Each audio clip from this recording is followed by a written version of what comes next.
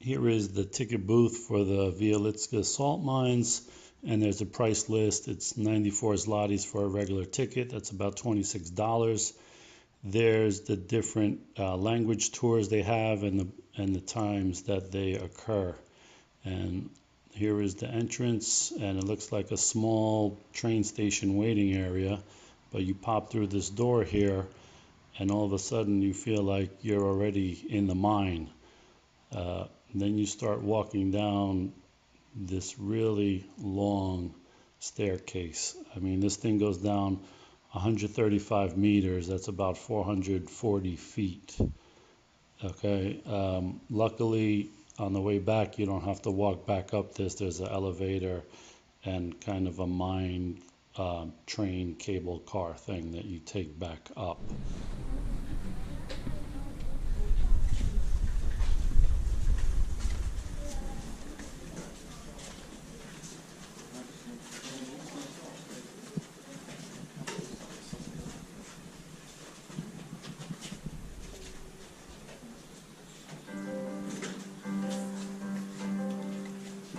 How can I take it with me to Poland?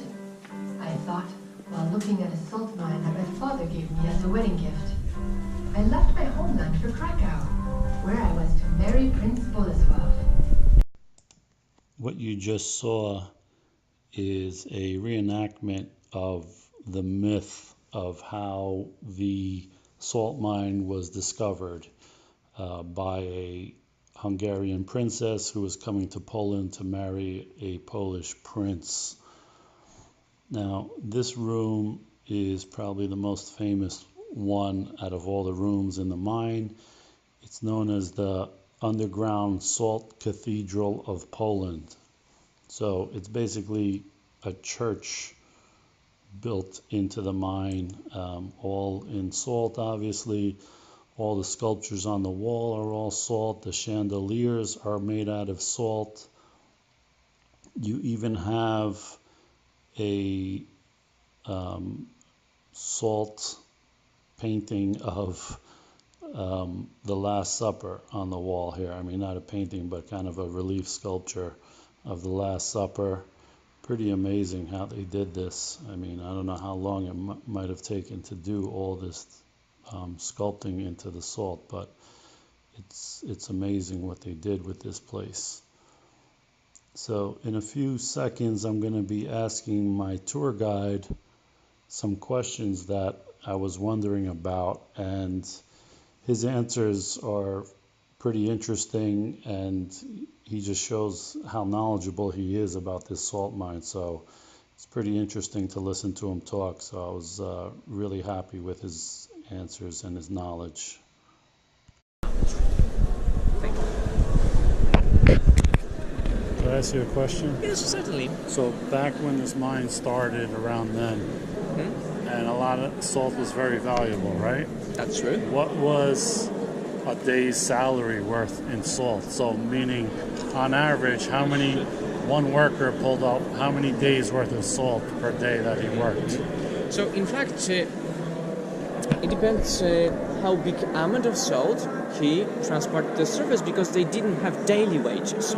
So the more piece of salt he transported to the surface, the more money they earned. Oh, they earned piecework. They didn't get a salary by the hours. That's right. It's by so how it much was, salt to they took motivate up. them to excavate, to transport more and more. Okay. So in fact, they decided how big amount of money they could earn. Okay, kind of like people that pick fruit or something like that in a field. Depends how many baskets so the they same pick. rule was here, also in the mine. But generally, if there's 100 workers, say, per day, and you take 100, tons or something like that, how much was the average salary? And, how much was that salt worth that they took the whole mine per day divided by the number of workers? Meaning, how many workers' salaries did they pull out of the mine every day? In fact, their salary was quite high, because the price of salt was almost the same like price of gold. Really? And the highest salary which they could take, it was like they could take salt to their hand, and they could transport it to the surface. So we can say that it was about half of kilogram of salt. So it was very, very high salary. So I'm not sure. Wait, so how you're to explain saying half a kilogram of salt was approximately 1 day's so wage? it was a lot of money. So half a kilogram, 1 pound, and you said they took a sack was 30 kilograms, on their back to bring it up, right? Yeah. So now this. So one sack, 30 kilograms. That's 60 days of wage in one trip up, right? So how many trips would they make in a day? So it depends how fast, because those who transported salt, they only transported. So because they had some kind of tasks for each miner. So one person broke the salt, one person transported, one person turned the wheel or whatever. That's right. And also their salaries were a little bit different. So they made this kind of trips approximately 7-8 a day, because it was also quite a long trip. They had to be extremely careful, because I've mentioned about the stairs, they are very slippery. Yes. They used oil lamps with very little flames, so they had to be very careful, because sometimes it was very dangerous, because they could fall down and there was an accident and they couldn't work. So they traveled very, very slowly, so they could make about 7-8 trips a day up and down. But now the guy that's sitting there turning the wheel all day long, he gets a set salary because he's not carrying any salt per se up and down, right? But I mean, so do they change shifts? Like one day you break salt, one day you carry, one day you turn the wheel, or you turn the wheel for the rest of your life every day? Yeah, the second version. Wow. Because they had more and more experience in digging. One group had more and more experience with carefully transport salt. So they got very good at their specific task. Yes, that's right. It was better, I think. They get more experience in the same task, so they were better workers in this task. So they could be focused on one exercise, one task. What was considered the best job, if there is such a thing down here? I'm going to get a job in the mine. What could I get the best job? To be a boss? Yeah. To be a boss, just go. The boss just went down underground to make sure that everything is okay. So he didn't have to dig out salt. He didn't have to transport salt. So his work was very, very safe if you compare it with the rest of the employees. And what's the most amount of employees working at any one time through the history? When the mine had the biggest production, and it was in the second half of 19th century, and in general in the mine worked 2,000, but they had 3 shifts. So at the same moment underground there was about 600 people. 600. Wow. But in general, when we realize that we have 240 kilometers of corridors, 2,000 rooms, so at the same moment in these all rooms could work 600 people, and it was a lot of space, because in general this salt deposit length is about 7.5 kilometers, and width is about 2 kilometers. So it is a huge area where they could excavate salt. And let me ask you, where did the salt come from? Is this some ancient ocean someplace, or is it just a mineral deposit? The science version is that about 13 million years ago, on the surface was the salty sea. Climate was very warm, so water in this area evaporated and the salt was left. Very strongly, and the salt deposit has been left. But because of orogenic movements of the Carpathian Mountains, salt deposit was pushed by mountains, and it was covered by about 40 meters of ground. So that's why people found salt in the 13th century about 40 meters below the surface. Right, okay. So that's the reason. And also these small amounts of mud inside of grey salt, it is also because of the sea. Because at the bottom of the sea there was mud, and when the mountains were pushing it, it went into the structures of salt. So there was about 90% of pure salt and 10% of this mud. So do they find any, sea life fossils in any of this salt? The scientists found ancient fishes, some parts of ancient plants, and also one very interesting exhibit. It was a mammoth tooth, very well preserved in salt. So the scientists removed pieces of salt which were around the mammoth tooth, and now we have it in the exhibition in the museum. It is in the Salt How Castles. big is it? So it's like this. What? So, Wow. because it was it was a little bit damaged, Yeah. but so it's the piece looks like this. And what was it from? What kind of animal? So it was mammoth. That's how. Like a woolly mammoth, like Yeah, the well, big, you know, like an elephant yeah, with the but it hair. has- So woolly mammoth kind Yeah, of. and that was from the Stone Age. This piece.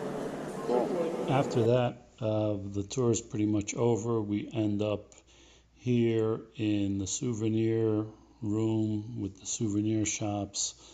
There's some sculptures here of some workers and these really high ceilings with these really big wooden beams, I guess, holding everything up so it doesn't collapse, I hope.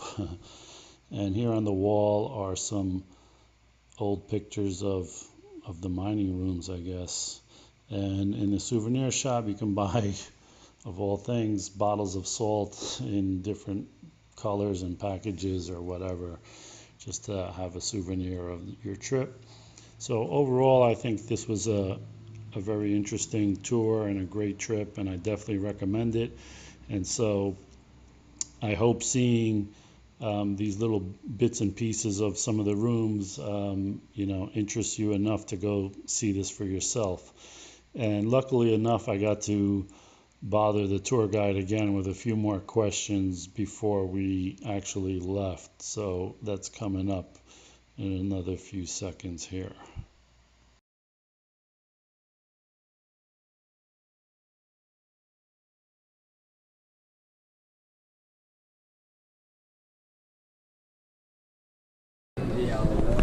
Ask you another question. Yes. So the king who owned this mine was very rich, right, from selling the salt. Did he sell it just in the Poland area, or did he sell it in all of Europe? In other words, was he the only salt mine in the area, or are there other salt mines that were also selling salt? So this mine was the first salt mine in Poland. In the 16th century, two more were discovered in central part of Poland. So the price of salt Went down. exactly. But when he was selling it and making the money, were there other countries that have big salt mines, or they were exporting everywhere Poland salt? So in Germany and in Austria there were a few salt mines, but we transported salt mostly to the area of Czech Republic and Slovakia, so to southern part. Because in Russia, about I think 800 kilometers east, there were two salt mines in the area of Russia, this part of Ukraine. So that served that area. That's right. But at least you exported some. Southern Poland and central part until they discovered another salt mines, and we transported to Slovakia and Czech Republic. Oh, okay. Because Germans and Austrians, they had their own salt mines. Right, exactly. So, okay. Hey, thank you very much. I appreciate it. My Very pleasure. knowledgeable. To exit the mine, you take an elevator up to some level, and then you take these little mining trains that go on a gradual slope up to the top. One thing to mention is that it leaves you on the other side of town from where you entered the mine. So you need to be cognizant of where you end up to figure out how to get back to where you started, or the train or your taxi or whatever. So to see that, you can look at my other video on how to get to the Wieliczka salt mines. I explain that all. So thanks for watching, and give me a thumbs up if you like my video.